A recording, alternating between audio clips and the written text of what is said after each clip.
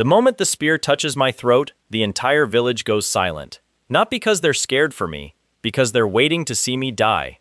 3 days ago, nobody in Emberfall Hollow could tell you my name. Now half the village is standing in a circle around me, torches raised, waiting for the man holding that spear to finish the job. And the worst part? I still haven't done anything. I haven't even raised my hands. I'm just standing here in the mud, blood running down my collarbone, wondering how a normal morning turned into the worst night of my life. My name is Rowan Ashvale. Until this week, I was the least interesting person in a village nobody has ever heard of. No talent. No bloodline. No future. Just a quiet kid who chopped wood, fixed fences, and got laughed out of every trial the village elders ever held. I was the boy everyone assumed would die a nobody. Turns out, everyone was wrong, including me. Let me back up, because none of this makes sense without the context. And trust me, the context is insane. Emberfall Hollow sits at the edge of the Empire's map, the kind of place royal cartographers forget to draw. No lord visits. No merchant caravans stop unless they're lost. It's the definition of nowhere, which is exactly why my mother chose it. I didn't know that until 3 days ago either. I thought she was just a quiet woman who kept to herself, who flinched every time an imperial banner passed through on its way to somewhere else, who used to grab my wrist a little too hard whenever soldiers asked questions. I thought that was just how she was. I had no idea she was hiding me. I had no idea what I actually was. Here's the premise, and it's going to sound insane, because it is. 200 years ago, an entire bloodline was hunted to extinction by the Empire. Not because they committed a crime, because they were born with something the Empire feared more than any army. A flame that doesn't just burn, a flame that erases. Historians call it the Ashless Line, the bloodline of the old Flame Kings, the ones who could reduce a battlefield to nothing in a single afternoon. The Empire didn't just defeat them, they exterminated them, down to the last recorded descendant, and then rewrote the history books to make sure nobody remembered they existed at all. Except one branch survived, hidden, buried, passed down in silence for 2 centuries, generation after generation of women who married quietly, moved to nowhere villages, and prayed their children would never manifest the mark. I manifested the mark 3 days ago, and it did not go well. It started small, the way disasters always do. A trial. Every year, Emberfall Hollow holds an assessment for anyone turning 16, run by a traveling adjudicator sent from the regional capital. Most kids in villages like mine never get chosen for anything. The trial is really just an excuse for the local lord's son to show off in front of everyone. And this year, that son was Silas Colt. Golden hair, golden sword, golden ego. Heir to the only noble family within 3 days' ride, and the kind of person who made sure everyone knew it. He'd humiliated half the village at one point or another. He'd humiliated me plenty. I was used to it.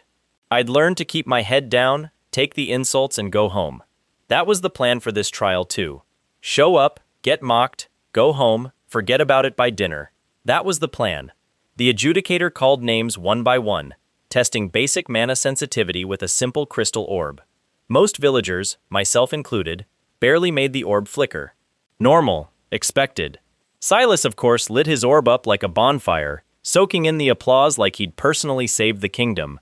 Then he saw me standing near the back of the line, and I watched that familiar smirk creep across his face, the one that meant something humiliating was coming.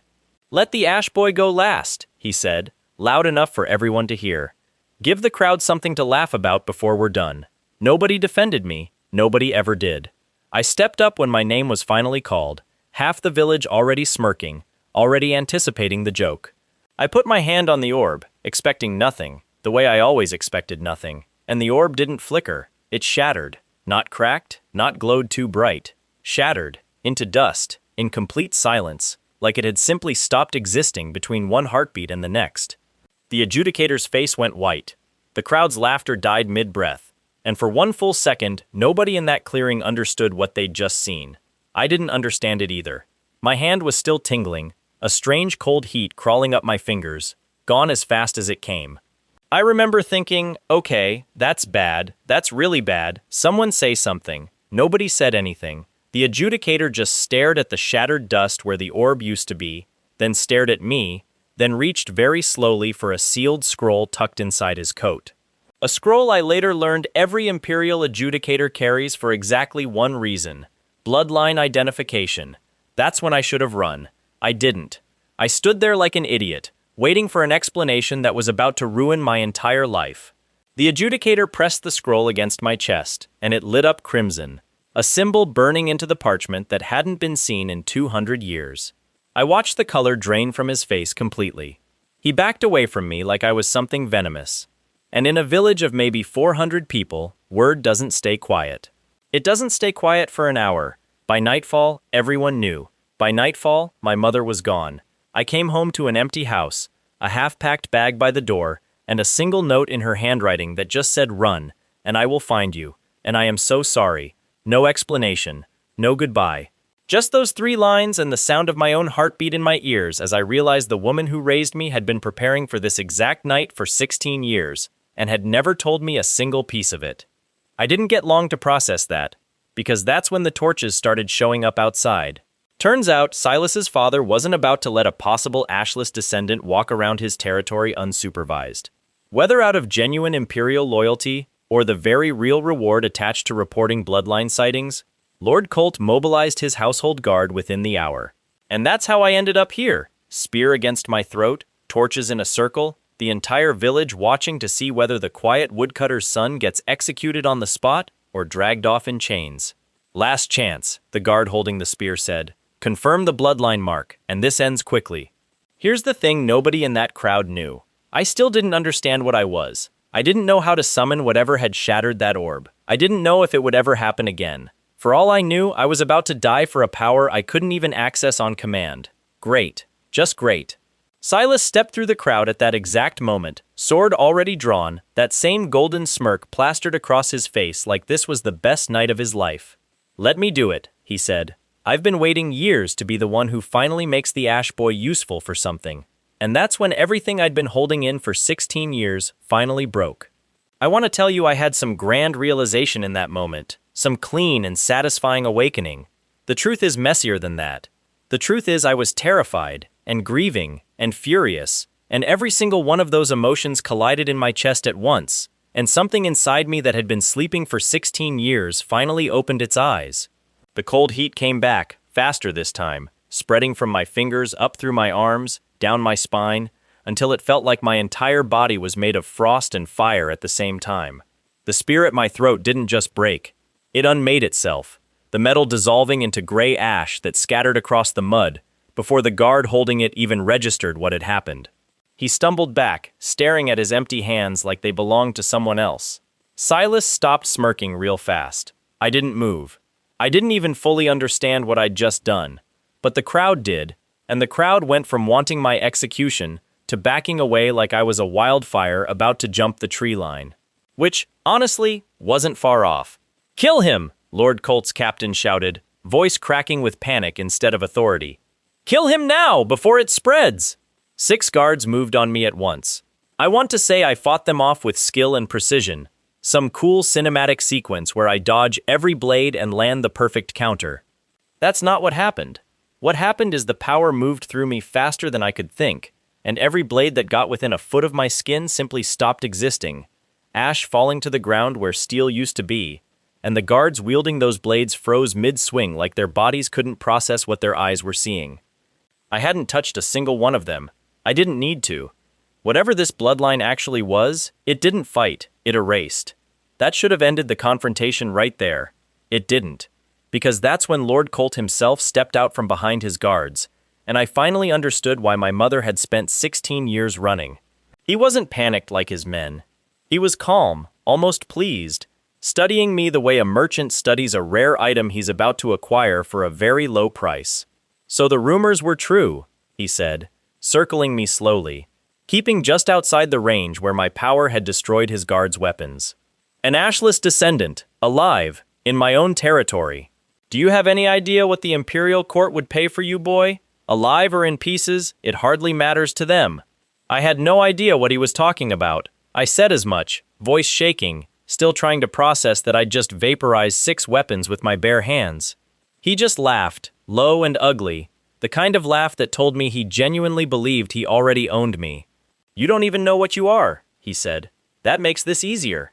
He raised his own weapon then, not a sword, but a strange black gauntlet, humming with suppressed mana, something clearly designed and paid for well in advance of tonight, something that told me this ambush wasn't spontaneous at all.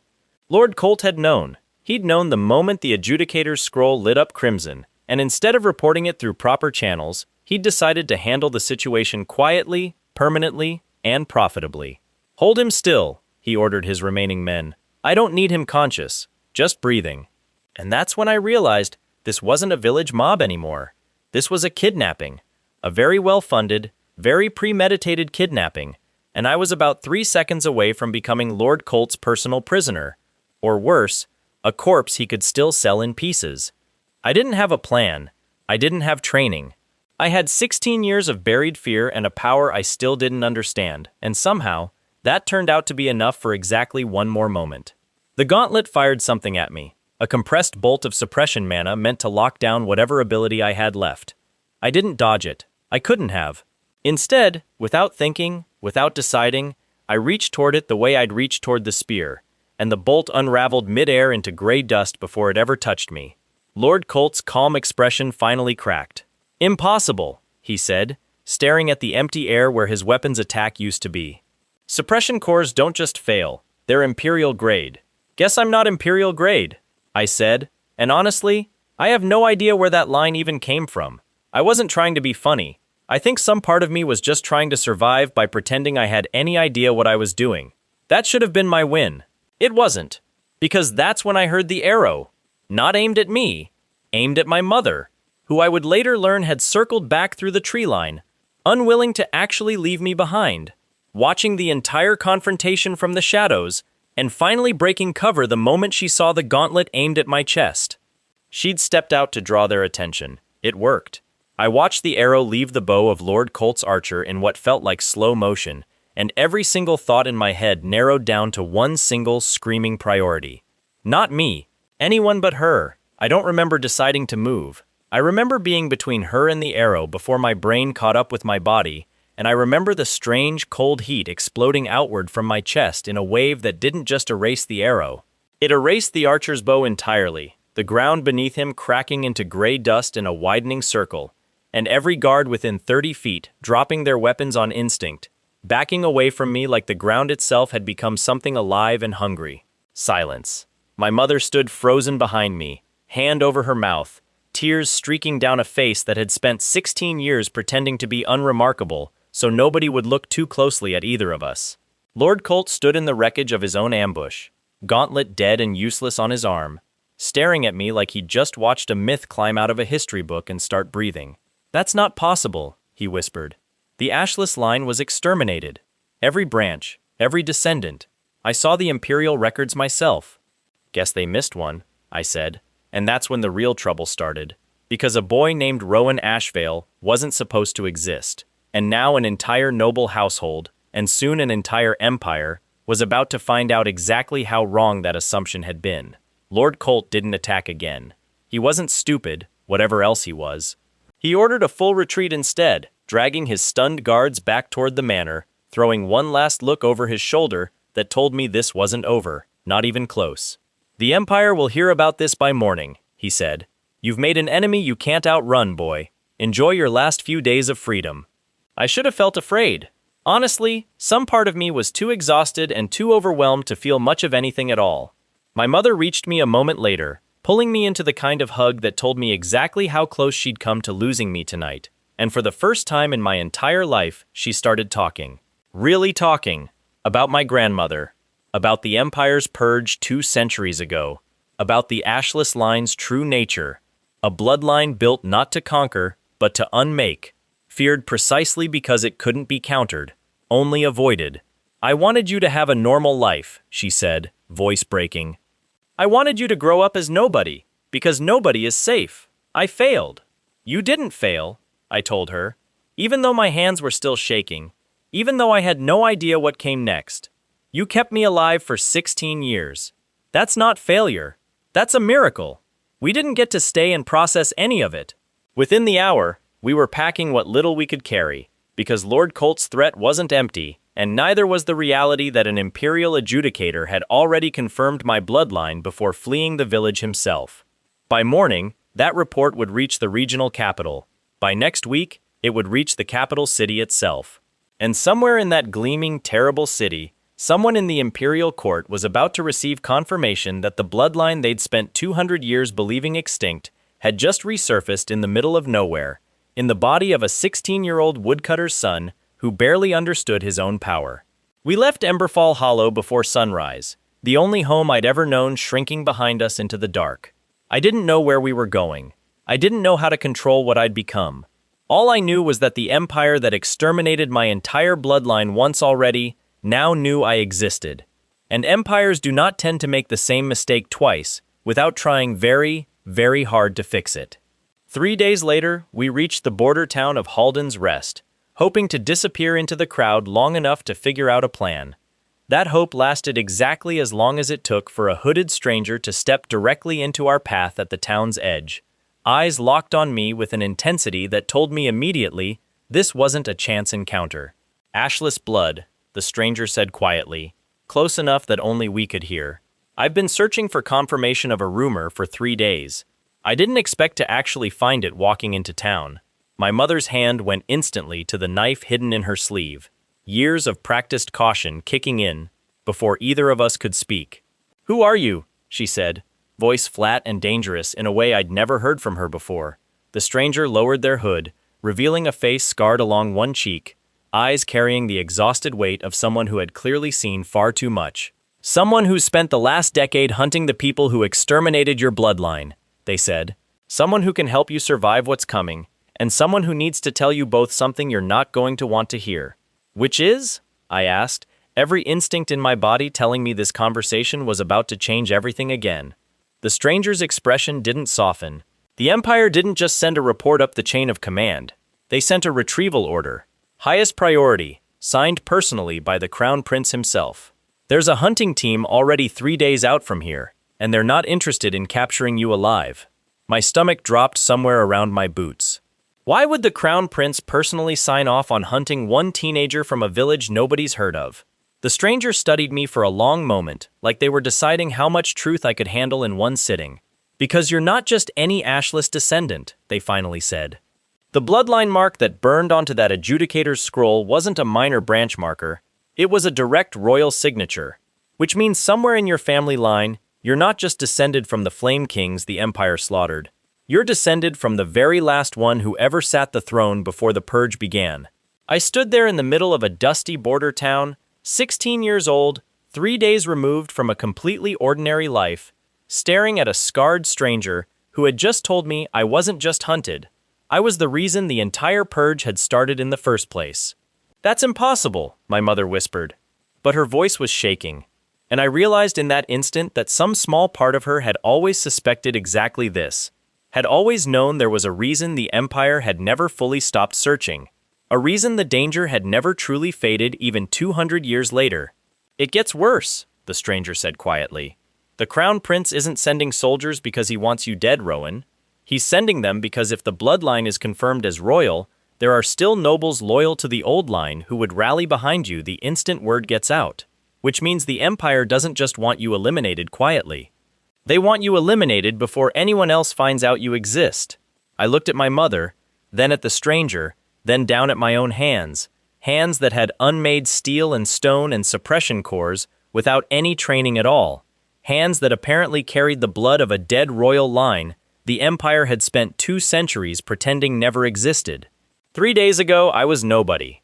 Now I was the last loose thread in a 200-year-old cover-up. And somewhere out there, a hunting team handpicked by the Empire's own Crown Prince was already 3 days out and closing fast. "So what do we do now?" I asked, and my voice barely shook at all. The stranger introduced herself as Vera, and she didn't waste time on comfort. She pulled us both into the back room of a boarded-up granary at the edge of town and laid out exactly how bad our situation actually was.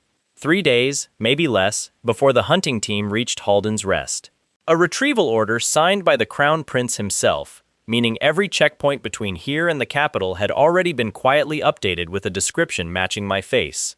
Worse still, a power that had barely woken up inside me, One I had no ability to summon on command, no understanding of its limits, and no idea how to keep it from burning through me the way it clearly wanted to.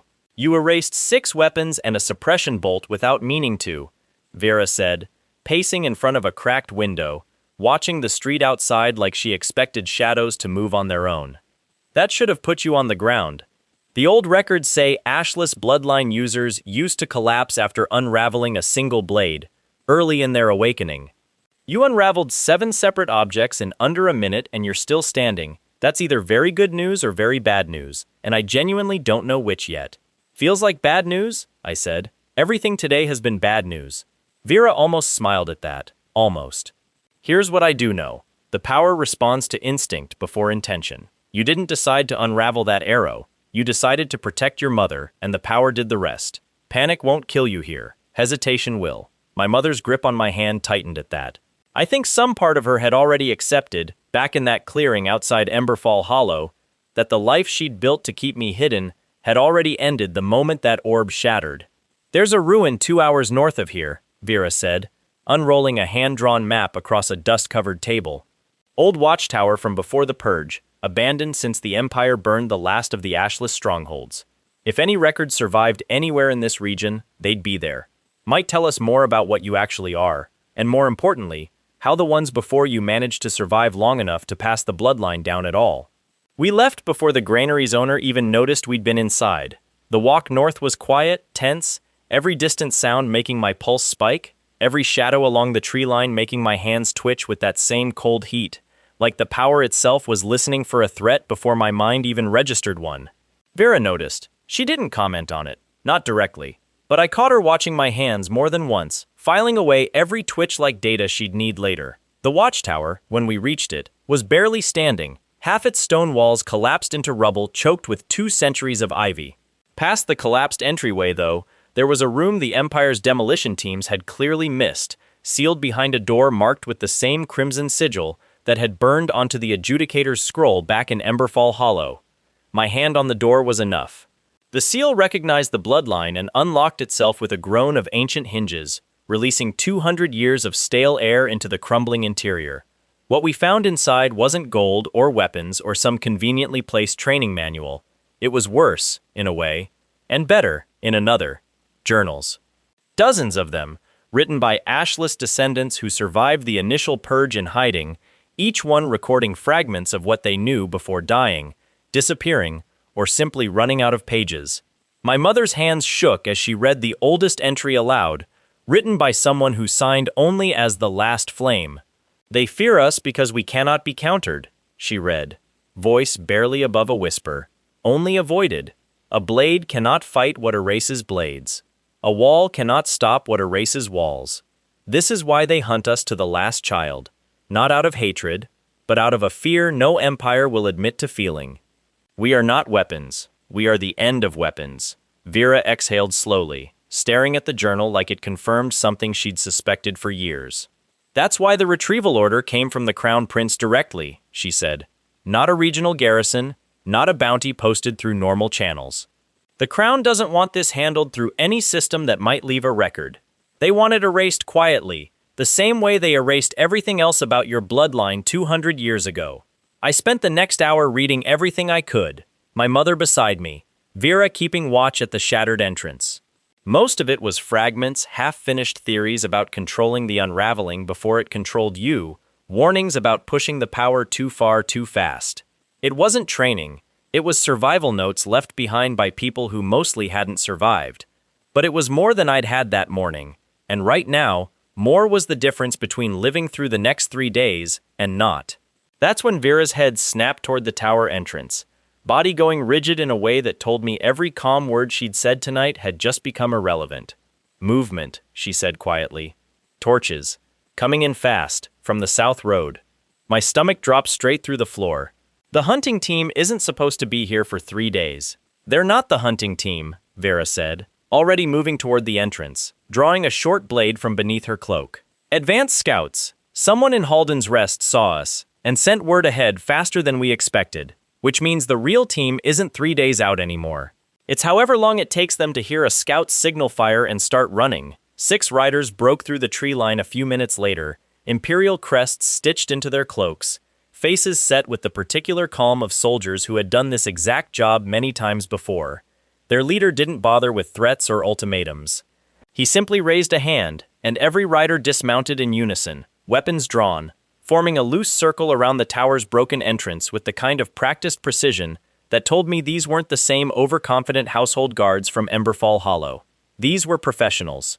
Ashless Descendant, the lead scout said, voice flat, almost bored, like this was simply another assignment to check off a list.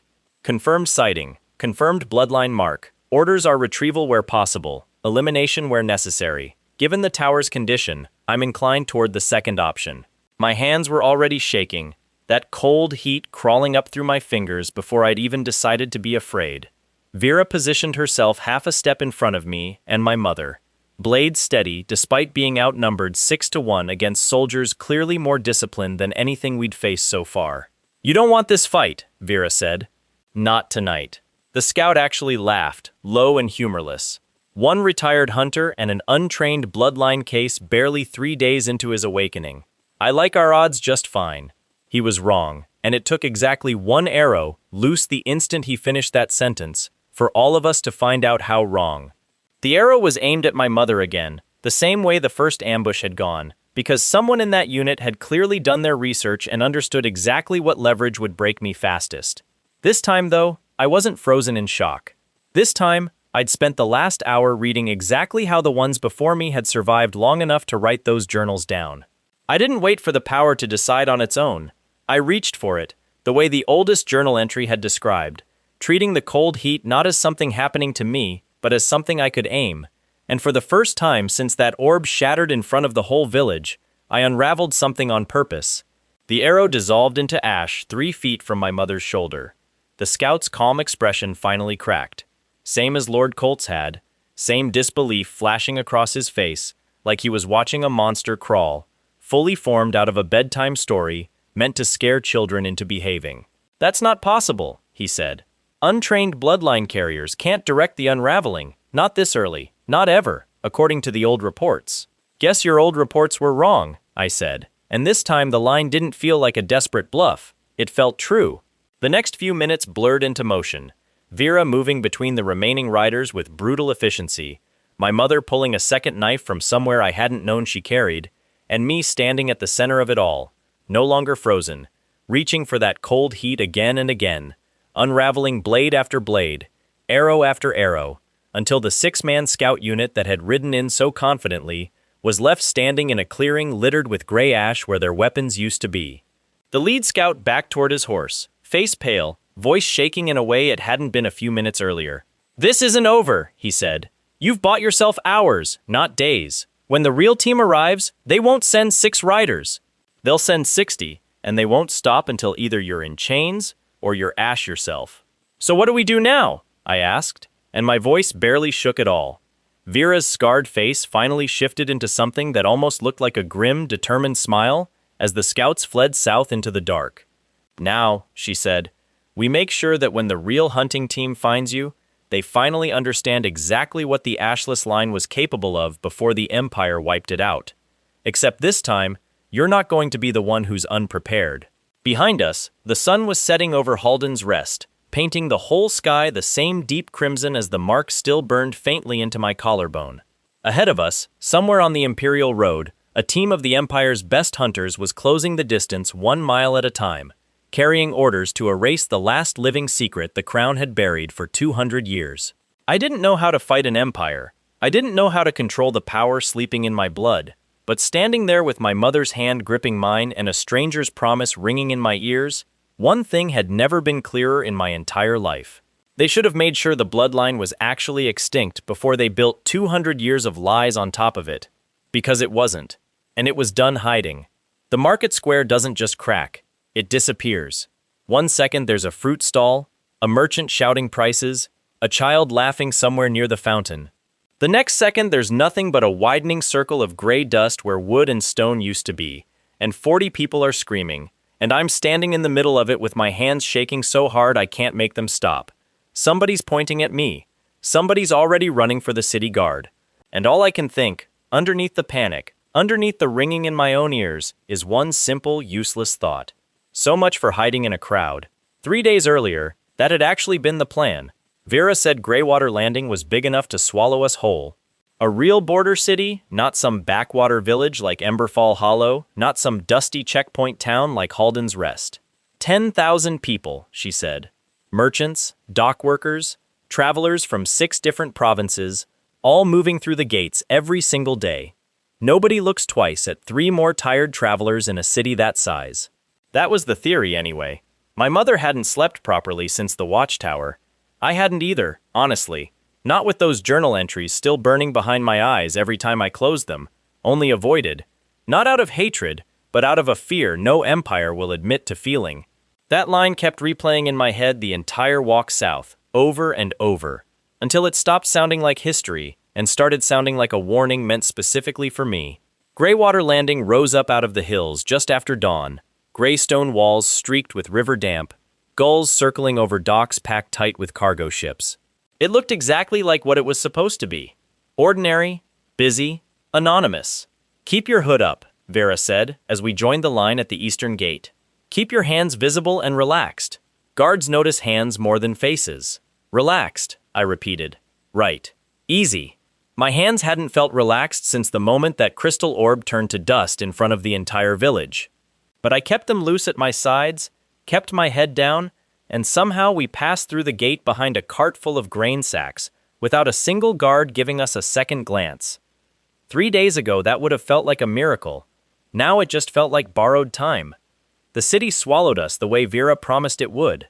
Narrow streets packed with vendors, the smell of fish and wood smoke and river water. My mother gripped my sleeve the entire way through the crowded lanes, flinching every time a guard's uniform passed within 20 feet of us. And I understood that flinch now in a way I never had before. She wasn't being paranoid.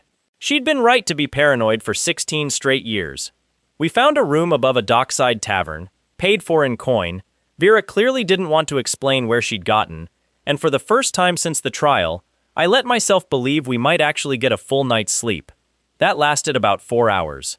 A knock came just after midnight. Quiet, deliberate. 3 taps and a pause and 1 more tap. Vera was already on her feet, with her blade drawn before I'd even registered the sound. My mother pulled me back from the door on instinct. "That's not a guard's knock," Vera said quietly. "Guards don't knock like that."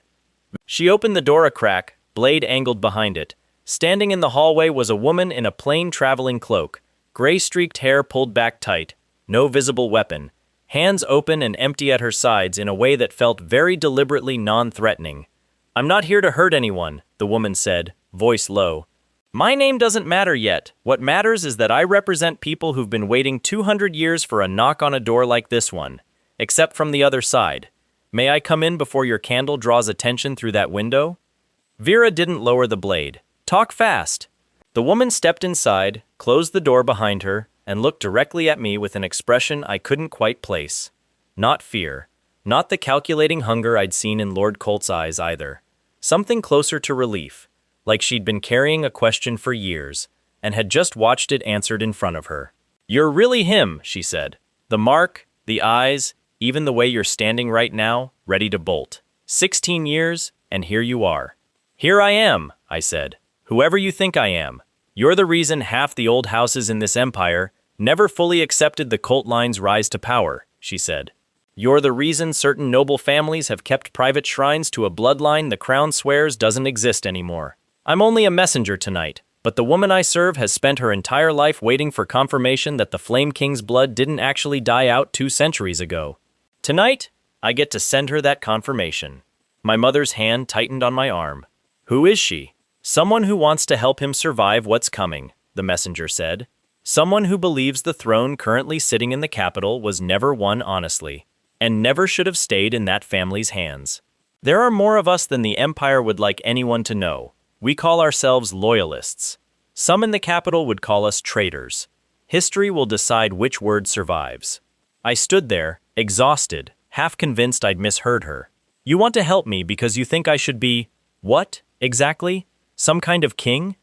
The messenger's expression didn't waver. "I want to help you because the blood in your veins was stolen from a family the current dynasty murdered to sit that throne. Whether you ever wear a crown is your choice, not mine. But you should know there are people willing to risk everything for the chance that you might. Vera finally lowered her blade, though her eyes never left the woman's hands. That's a very convenient story to hear from a stranger at midnight. Convenient stories get people killed just as fast as inconvenient truths, the messenger said. I'm not asking for trust tonight. I'm asking you to remember my face. And remember that not everyone hunting you wants you dead. Some of us have been waiting our whole lives for you to be born. She left before Vera could press for a name, slipping back into the dark hallway as quietly as she'd arrived, and none of us slept again that night. By morning, I had more questions than I'd had before she showed up, and exactly 0 answers.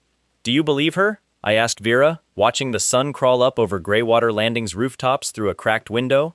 I believe someone out there believes it, Vera said. That's not the same thing as it being true. But it does tell us something useful.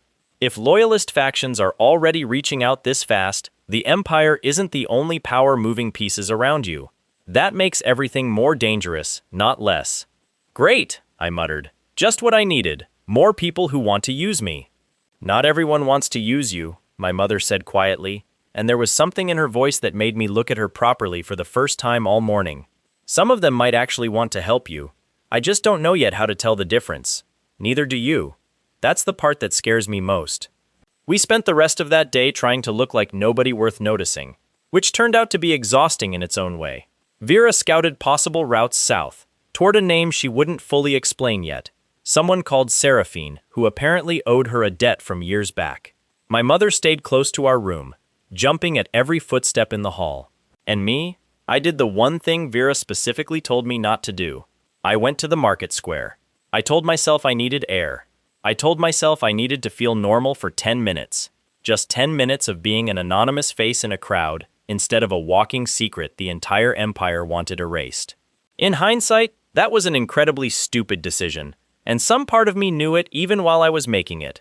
The square was loud and alive in a way Emberfall Hollow never was. Merchants shouting prices over each other, children weaving between stalls stealing bits of fruit. A trio of musicians playing something quick and bright near the fountain.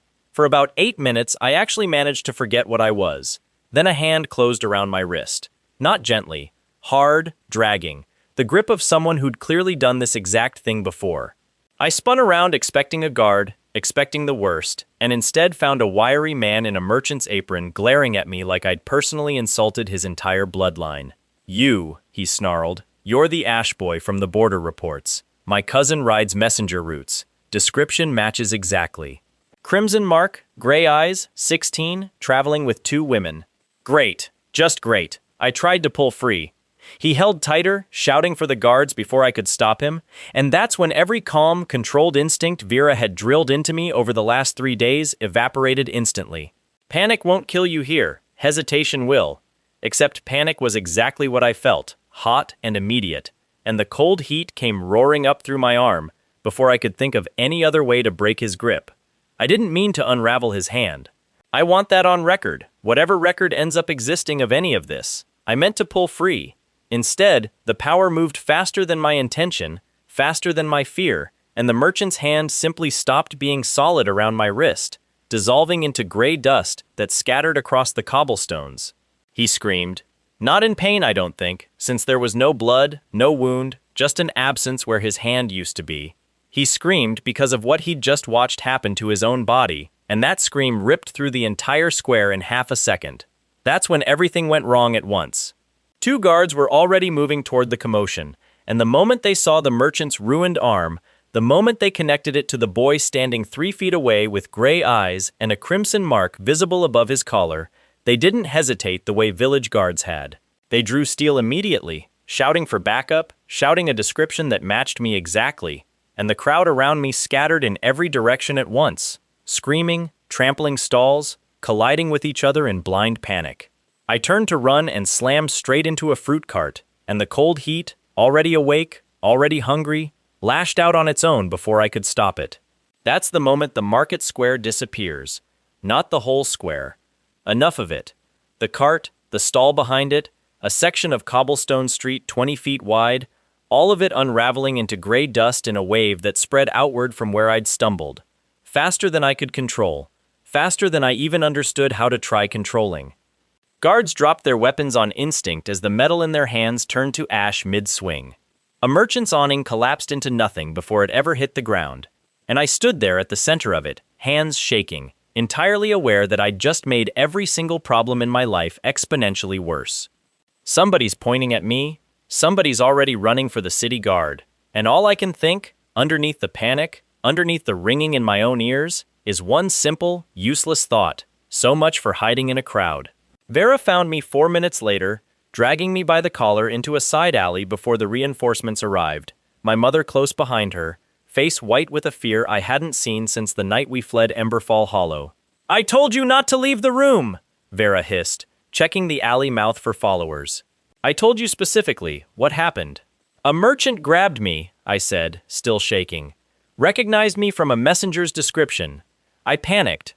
I didn't mean for it to be that big." "It's never going to matter what you meant," Vera said, voice tight and controlled in a way that somehow scared me more than shouting would have. "Every guard in this city just watched half a market square turn to dust. By tonight, every checkpoint between here and the capital will have an updated description with a location attached to it. We have hours, not days. We moved fast after that, cutting through back streets, avoiding main roads, my mother's hand a constant vice around mine. We reached the western docks just as the afternoon bells rang, and Vera pulled us into an abandoned warehouse to catch our breath and figure out our next move, because staying inside Greywater Landing's walls another night had just become a death sentence. That's when she finally told us the truth about who she used to be. "I need you both to understand something before we go any further," Vera said, sitting on an overturned crate, blade resting across her knees, eyes fixed somewhere in the middle distance instead of on either of us. "The unit that ambushed you at the watchtower, the scouts. I recognized their formation the second they rode in, and I need you to know why." My mother went very still. "Vera, I served in that unit," Vera said. 11 years ago, I wasn't some retired hunter who happened to stumble onto your trail out of pure luck. I was the Empire's version of exactly what those 6 riders were. Trained, disciplined, sent wherever the crown needed a bloodline confirmed, and eliminated quietly. I felt something cold settle in my stomach that had nothing to do with the power sleeping in my blood. "You hunted people like me." "I did," Vera said, and her voice didn't shake, but something in her jaw tightened like she was forcing the words out through sheer will. "For 6 years, I did exactly that. Told myself it was duty. Told myself the old records were right, that the Ashless Bloodline was too dangerous to exist, that I was protecting people by ending it. I believed that, right up until the day we cornered our last confirmed target." "What happened?" my mother asked quietly.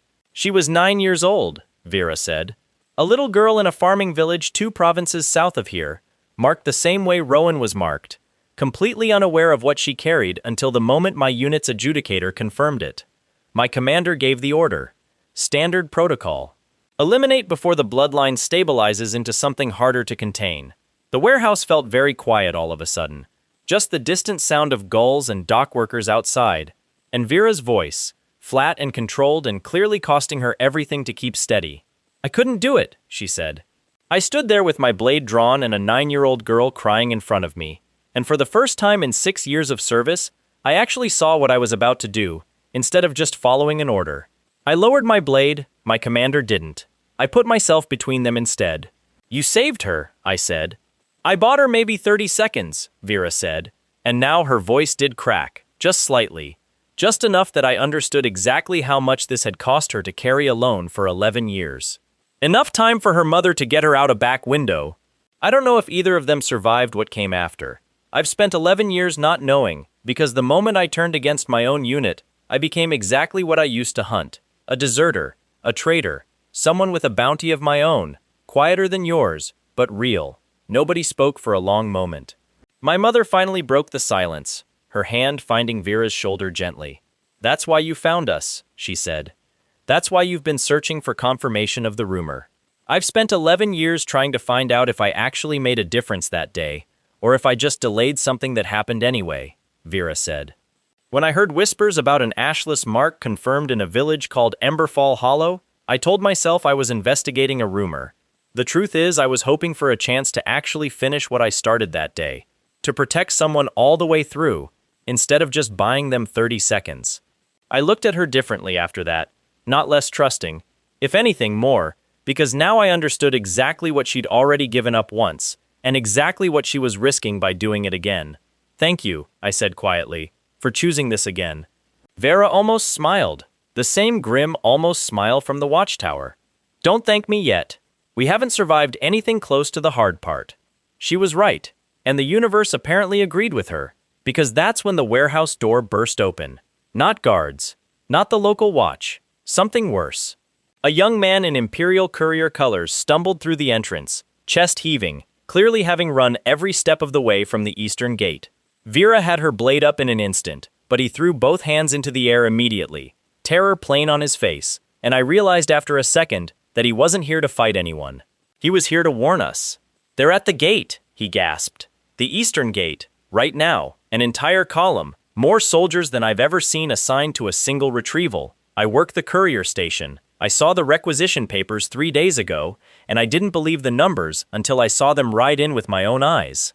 "How many?" Vera said, voice suddenly razor-sharp. 60, the courier said. "Maybe more. Full formation, imperial crests, siege equipment for a city gate, which makes no sense unless they're expecting this to turn into a real fight. And there's a banner at the front I've never seen flown outside the capital itself. Black field, single crimson eye." Vera's face went pale in a way I hadn't seen from her yet. Not at the watchtower, not during the scout ambush, not even during her own confession a moment ago. "That's not just a hunting unit," she said quietly. "That banner belongs to exactly one commander in the entire empire." "Who?" I asked, my stomach already sinking, already knowing whatever answer came next was going to be the worst thing I'd heard all day, in a day that had already included a merchant's hand turning to dust and half a market square disappearing into nothing. Vera's eyes found mine, and for the first time since I'd met her, I saw something that looked almost like genuine fear. "Isolde Dray," she said. "The Empire's most decorated bloodline hunter. The one who found and ended the last confirmed Ashless survivor 12 years ago, when I was still wearing that same crest myself. If she's leading this column personally, it means the Crown Prince isn't treating you as a rumor to be quietly cleaned up anymore." I heard shouting outside, distant but growing closer. The unmistakable rhythm of marching boots against cobblestone. 60 soldiers strong, closing in on a warehouse with nowhere left to run. "It means," Vera said, already pulling us both toward the warehouse's back exit, "that they've decided you're worth sending their very best to make absolutely certain this time." The banner cleared the eastern gate just as the sun dropped below Greywater Landing's walls. Black field, single crimson eye, 60 soldiers in perfect formation behind it. And at the very front, mounted on a pale gray warhorse, rode a woman with cold eyes and a reputation that made even Vera's hands shake. We had maybe minutes before she found us, and somewhere behind that expressionless stare, Commander Isolde Dray already knew exactly where to look.